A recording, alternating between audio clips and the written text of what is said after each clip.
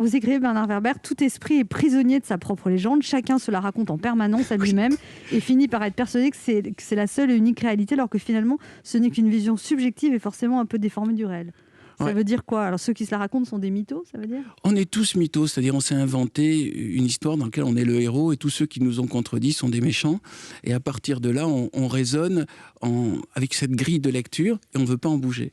Et il me semble intéressant déjà de prendre conscience qu'on est prisonnier de sa propre légende, et à partir de là de se dire, bon, peut-être quand même que je me raconte des mensonges, que je me suis auto-convaincu de mensonges, c'est pas grave, mais au moins il faut en être conscient. Et que la personne qui en face est convaincue d'autres mensonges et persuadée qu'elle est elle-même l'héroïne de son propre film. Non, moi je suis un figurant dans mon histoire.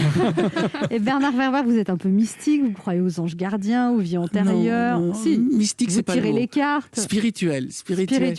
Je l'oppose. Mystique, c'est celui qui a la foi, la croyance. Moi, je crois en rien. Par contre, j'expérimente tout. Donc, j'essaie de comprendre s'il y a un monde invisible. Et puis, donc là, par exemple, il y a des gens autour de nous, là? J'en sais rien, mais en tout cas, je prends cette hypothèse comme étant une possibilité. En fait, c'est un peu le pari de Pascal. Vous savez, il dit, je ne sais pas s'il y a Dieu ou s'il n'y a pas Dieu, il y a une chance sur deux. Donc, je vais prendre le pari qu'il y a Dieu, comme ça, ça me permet de réfléchir différemment.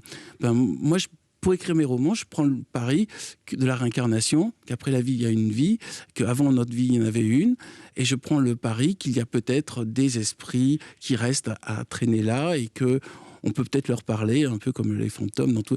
Mais c'est une hypothèse. Je n'ai aucune certitude, et je reconnais que moi-même, je suis peut-être prisonnier de mes propres légendes, de mes propres intuitions.